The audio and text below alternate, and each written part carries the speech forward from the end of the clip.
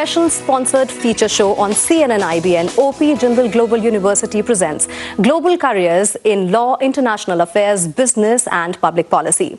Globalization, liberalization and an open economy have made it possible today to work with the rest of the world as a global citizen with a global career. However, a sound education, exposure and highly developed skills are what will give you an edge to have a fantastic professional career internationally. Focus of the show today, what is a global career and how can you have one? We live in a globalized world. A world where everything we see, learn or experience connects us to something or someone halfway across the world.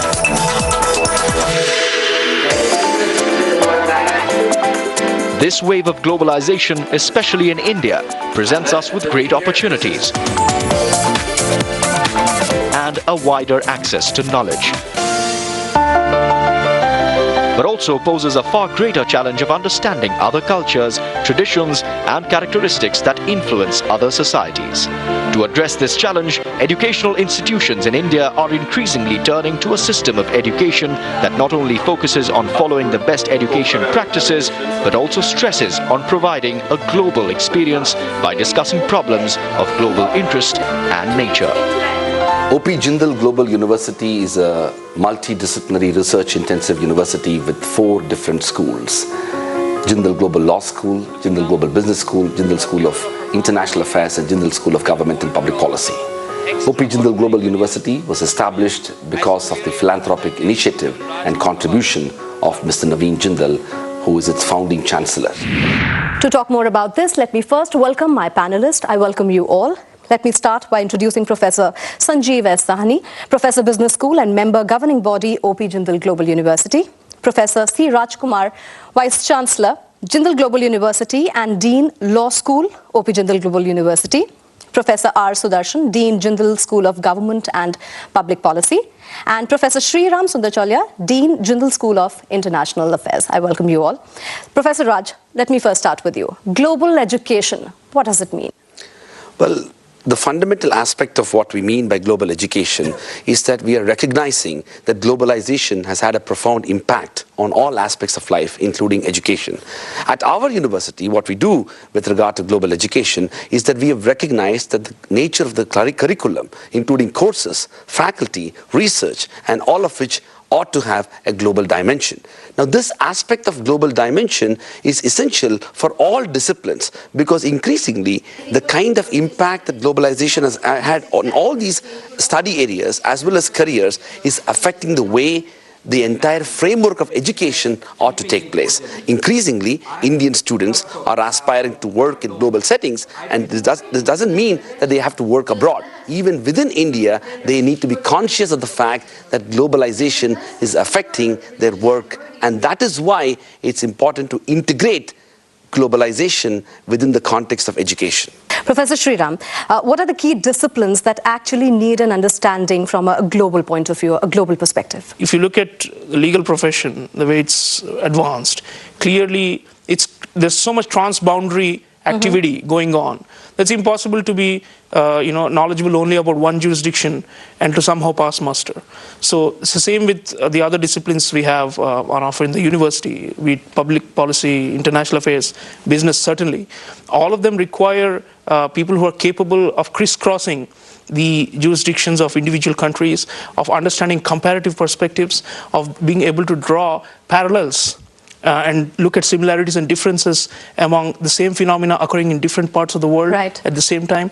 And that's how we are able to create this, corpus of knowledge which will equip people to be outstanding and to shine in their careers across the world. Professor Sahni, a degree in business management remains the most thought for. What do you think needs to change in the way we teach our students today that they are able to work with a global perspective? Everyone in the B schools are talking about highly specialized courses.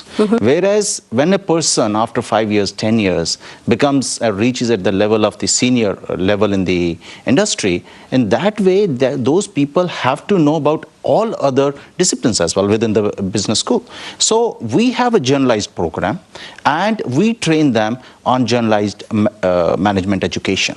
The second is I would say, a lack of innovation, because most of the B schools are basically adopting the curriculum from reputed B schools, whereas what is required in an industry, we have to frame the curriculum accordingly.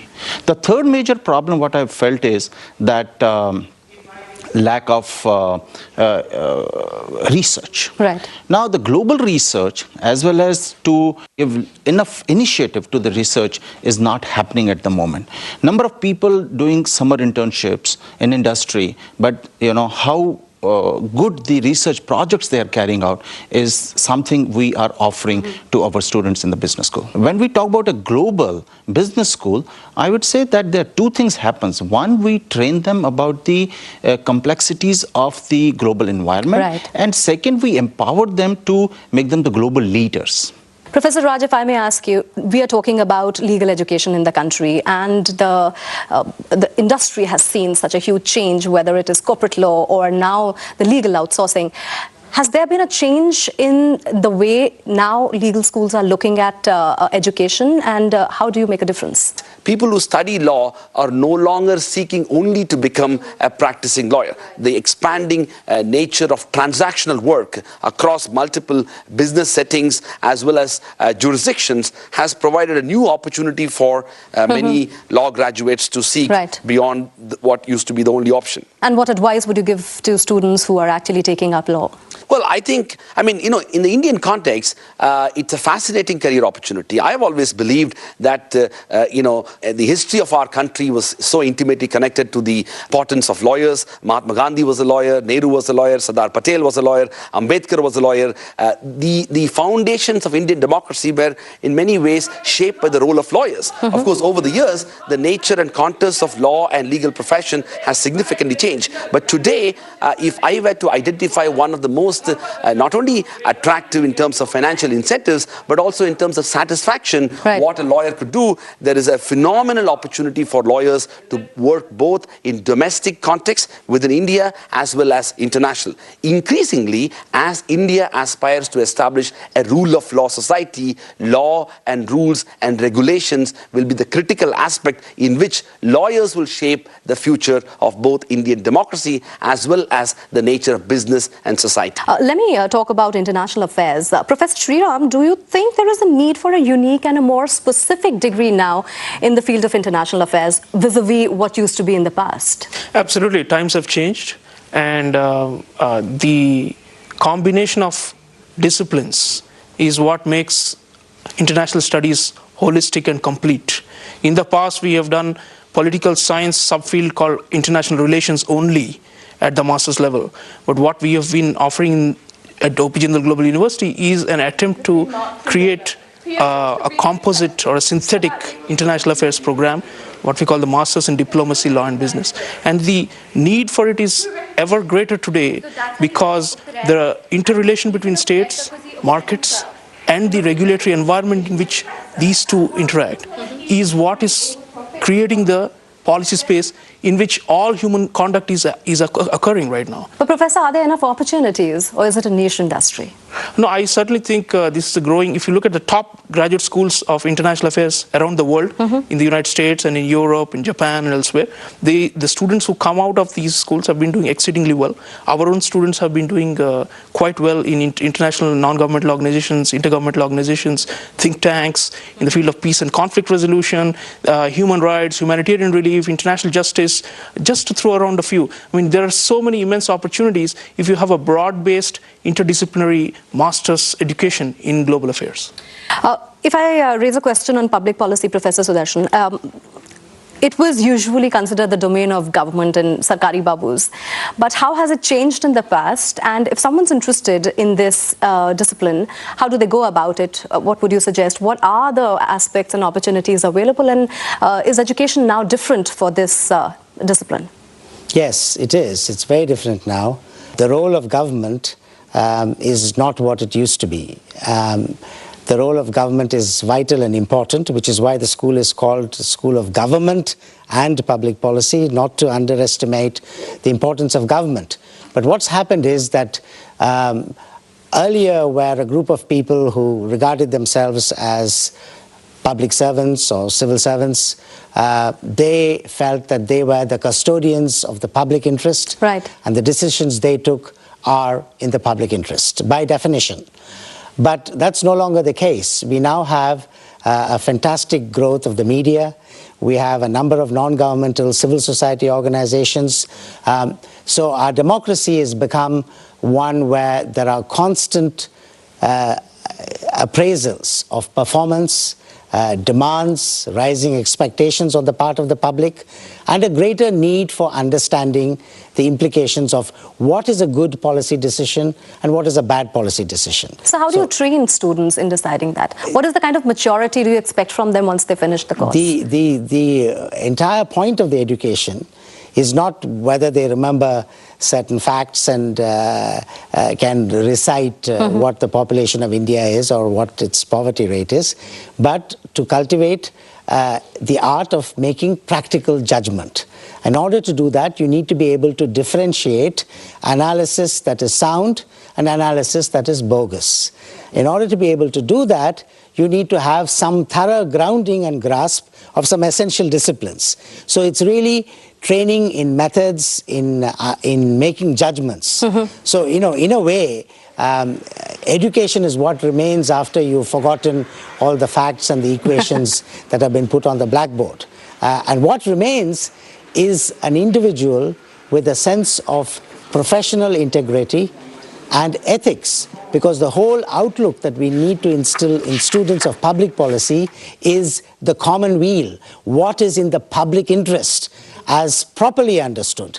And that means you need to have compassion, you need to have empathy, you need to understand how people live, what are their aspirations, because policy, public policy affects the lives of everyone. OP Jindal Global University presents Global Careers in Law, Business, International Affairs and Public Policy. Let me take the discussion forward and put a question to Professor Raj. So what collaborations, specifically international collaborations that we are talking about, global faculty we are talking about, how does it make a difference in the quality of education? Well, you know, increasingly, as I mentioned, in a world that is significantly globalized, students have aspirations to understand the world better. One of the reasons why we have been able to hire faculty from around the world is to provide that opportunity. And this international orientation is contributed both by Indian faculty with strong international experiences, be it education or work or other forms of experiences, as well as international faculty coming as full-time faculty members at our university. Our schools have strong international collaborations with universities around the world. These collaborations include, but not limited to, faculty exchanges, student exchanges, joint teaching arrangements, joint research projects, joint conferences, and even double degree programs. Now, the fundamental objective of these collaborations is to connect the institutional experiences of more than 2 or 3 universities and countries involved so that we give the best opportunity for our students. Professor Sudarshan, an important aspect of global careers is an understanding of the global know-how and the work culture of various disciplines, people, and also it is also country specific if you look at it from the way people work. Are there any special tools that you incorporate in your curriculum which prepare the students for that? The primary focus is the challenges in this country. And the challenge in this country is that it is trying to achieve economic growth, eliminate poverty. It's trying to make a very hierarchical, socially segmented, divided society into a more understanding society. Not that the divisions would go away, but there's more tolerance and understanding. And it's a democracy where everyone has the vote. And the combination of all these 3 challenges is phenomenal. And it means that you simply cannot focus on the one discipline or the other. You need to have a very fine-tuned understanding of culture, how people in one of the most diverse countries in the world relate to and understand one another. So in a way, a global understanding India is a kind of a microcosm of the macrocosm, which is the entire world. The diversities, the management of those diversities, understanding strengths of each other, these are special skills. I mean, this is not a question of a subject where you're learning facts A, B, C, D. Right. This is about an outlook. Professor, is it also challenging to develop leaders? Because when we talk about public policy, and as you rightly mentioned, there are these aspects that you would want your student to inculcate in them. So is it also challenging dealing with students who are likely to study something that is of public relevance in the future? Leadership requires judgment. You differentiate good leaders from bad leaders from the kinds of judgments they make. And in order to make good judgment, you can and need to a certain extent, rely on intuition, but increasingly in the kind of world we are in, you need to rely on empirical evidence. So focus on quantitative and qualitative research methods and tools, and a command over using and applying those tools will stand a long way and make a difference to the quality of leadership. Professor Sriram, if I talk about international affairs, this discipline is dynamic than all others because you can't have a set curriculum for it. It has to go, it has to see a change in itself from time to time. How challenging is it to develop those special tools or develop a curriculum for a field which is so dynamic and changing all the time? Well, that's why we have a set of elective courses which are open to experimentation and calibration as per the changing global scenario. For example, if piracy has become a huge maritime security problem, we can offer a specialized elective on countering maritime piracy, counterterrorism, climate change, multilateral trade, all the big questions of our time. As the specifics evolve, the course curriculum has to catch up with it and somehow be avant-garde enough to be able to also anticipate future problems that may arise in these fields. I'll come to my final question, which is global education. How does it benefit India? Global education is about having a well-grounded and sound understanding of the world and how it affects young people and their aspirations. But in the context of law, one of the unique examples the Jindal Global Law School is provided for is to offer unique double degree programs which will allow students of India to be able to get a law degree from India and the US and simultaneously be able to practice in two jurisdictions. The LLB and JD degrees, which are provided by Jindal Global Law School and US law schools together, will allow Indian graduates to be able to practice both in India and in the US. And that, in my view, is one of the most outstanding and unique examples of how integrating a transnational jurisdictional legal practice to both domestic and international setting. With that, we come to the end of this very special show on global careers. I thank all my guests for having spared their valuable time, and thank you all for watching.